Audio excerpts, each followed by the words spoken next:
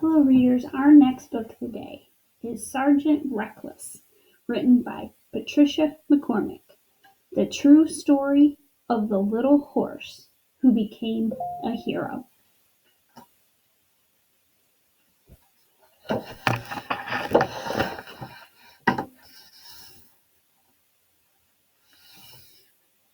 Sergeant Reckless, 5th Marines, 1st Marine Division.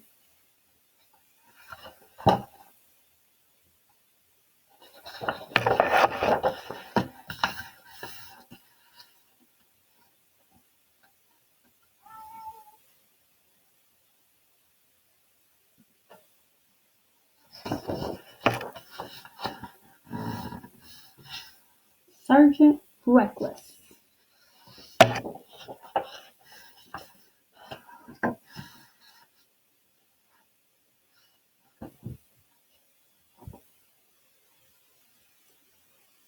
Korea at war. The small red mare whinnied for her supper. But Korea was at war.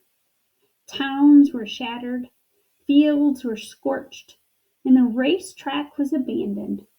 No one paid attention to the hungry little horse.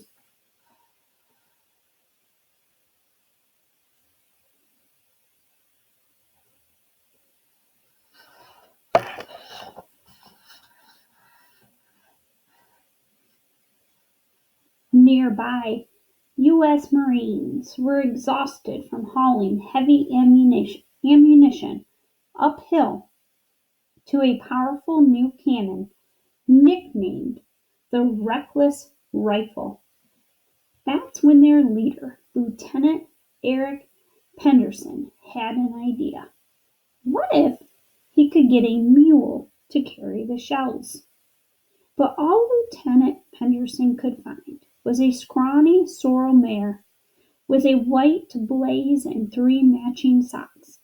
She wasn't much, but she reminded him of a horse he had as a boy, so he took a chance on her.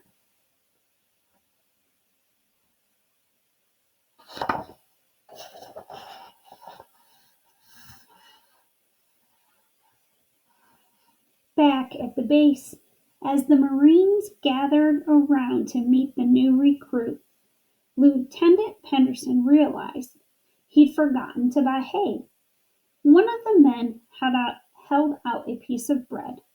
The mare gobbled it up. Then she devoured the rest of the loaf. Another man offered her some oatmeal. She licked the bowl clean.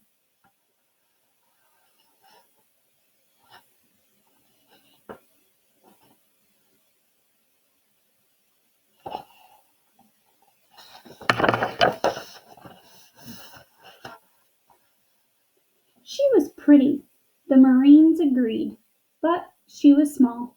How could she carry such heavy ammunition? And how would she react when she heard the thunder of the cannon? A mule was slow and steady, but a racehorse was high-strung and skittish. She'd have to go through special training, and she'd start out at the same rank as any newbie, a private. Private Reckless.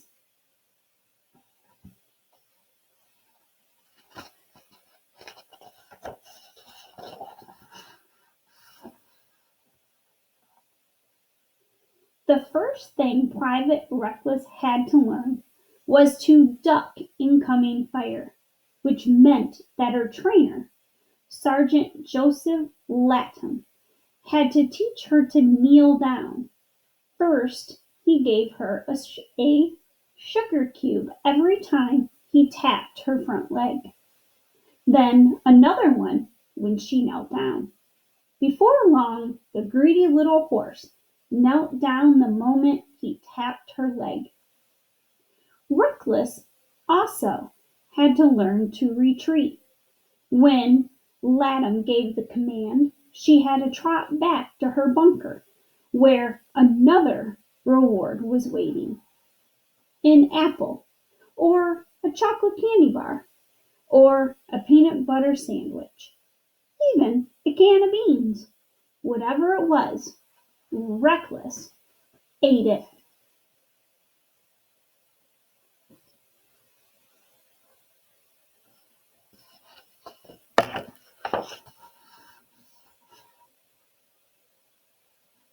Next, Latham led her up the hill to the cannon. With a little coaxing and a lot of chocolate, she'd soon follow Latham anywhere. Finally, she was fitted with a pack saddle, a padded wooden cargo frame with leather straps across her chest and legs. Unlike a racing saddle, it was big, bulky, and constricting. Latham cinched up the girth, and the men stood back expecting her to try to throw it off. Reckless just stood there. They loaded ammunition shells onto her pack and waited for her to buck, but she just put her head down and marched up the hill. Her reward that day was an ice-cold Coca-Cola.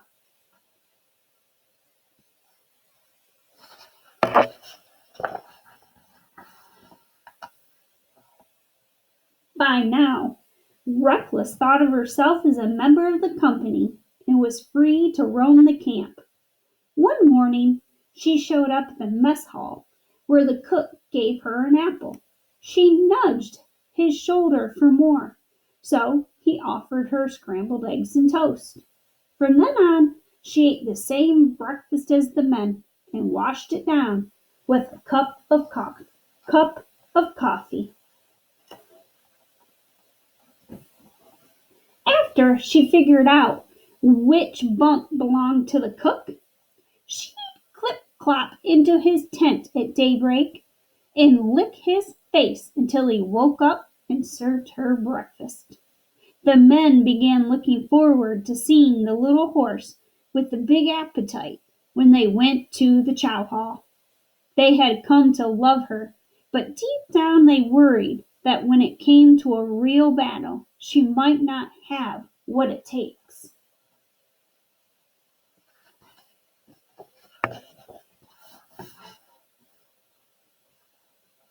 One day, the Marines spotted enemy troops approaching. Instantly, they went into battle mode. Private Private Monroe Coleman saddled up Reckless and led her to the top of the hill. Boom! Just as they were delivering their load, the cannon went off. A blast of hot air sent dust and gravel flying toward the horse. Reckless jumped straight into the air, even with 6 shells on her back. Easy, girl, Coleman said, stroking her mane. Boom! The cannon roared again. She jumped, but not so high this time. Boom! This time, Reckless just snorted. By the next time the gun went off, Reckless was busy eating a helmet liner she'd found in the grass.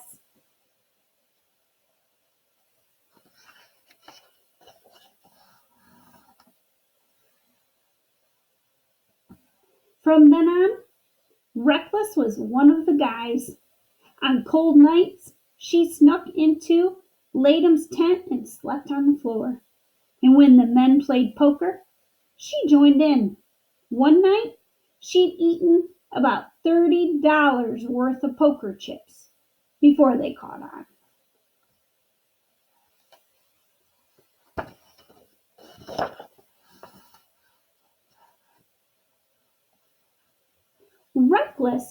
Reckless served in more skirmishes, but her most dangerous assignment came at the Battle of Outpost Vegas. That night, the men awoke to shells and white-hot flares falling right inside the base. Reckless trotted back to her bunker, trembling, and for the first time she refused to eat.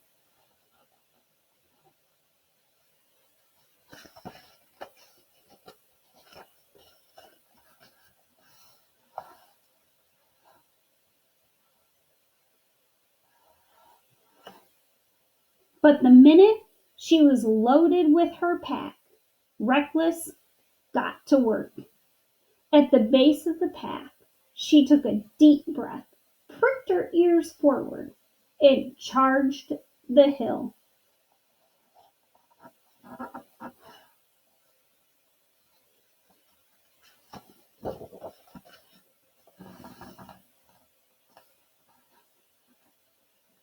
Without a word of urging, she broke into a trot and then a gallop. The heavy shells banged against her sides as she hit the steep incline.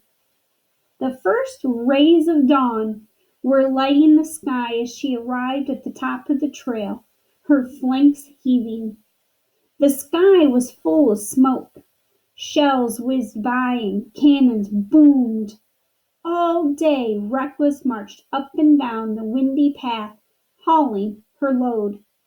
As she passed her fellow Marines along the way, they gave her their chocolate bars to keep up her strength.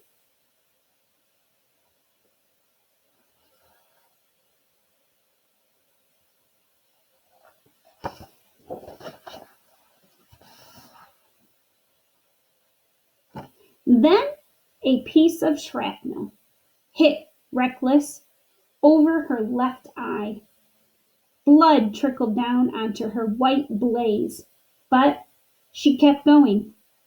Later, another piece of shrapnel hit her left flank. After a dab of iodine and a drink of water, she was back at work. Night fell as sizzling flares cast eerie shadows on the landscape. The Marines were beginning to tire, but they saw the little mare silhouetted on the ridge, her head hanging as she put everything she had into her job. She was soaked in sweat, lather curling up over her saddle. When she came back down the hill, one by one, the men took off their body armor jackets and laid them over her for protection.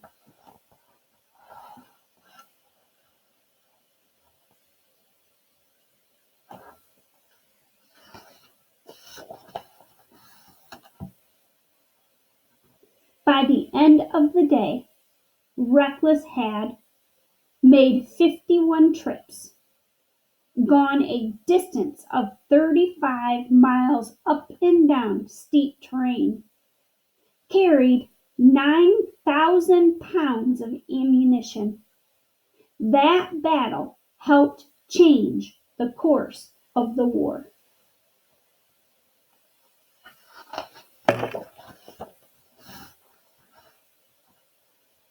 At last, there was a ceasefire, and Reckless was able to rest. The Marines promoted Reckless to sergeant, and then they came one by one to say goodbye to the little mare who'd shown as much heart on the battlefield as any man among them. When they got home, they started a campaign to bring Reckless to the United States. A shipowner agreed to pay her passage, and the men took up a collection to buy her a beautiful scarlet and gold blanket with sergeant stripes. But by the time the boat arrived, Reckless had eaten her blanket, ribbons and all. Sergeant Reckless, the little mare who became a Marine, is the only animal to officially hold military rank. She received 2 Purple Hearts and retired with full military honors in the rank of Staff Sergeant. Her story is a testament to the mysterious bond between humans and animals and proof of the Marine Corps motto, Semper Fidelis, ever faithful.